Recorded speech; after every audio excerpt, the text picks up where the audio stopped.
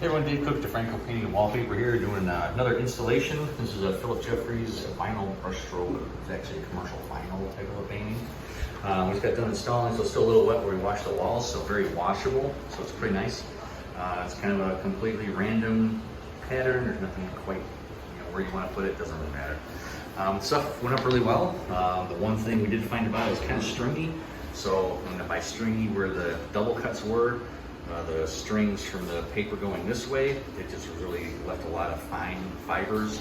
So with a sharper blade, there was still a lot of places we had to go in with a razor blade and cut those little fibers off. Otherwise, it went up really well. Dynamite 234 wallpaper adhesive. Everything got double cut. We did reverse hang it. Otherwise, it looks great. Daniel is when I show it. Daniel Alonzo and Britton's over there somewhere. He's going to show his face. Oh, he stepped out. Fine. So, those are our guys. Got any questions about wallpaper installation, accent walls, commercial spaces, your home, office, wherever? Give us a call. Love to see how we can help you love the space you're in with wallpaper. Have a great day.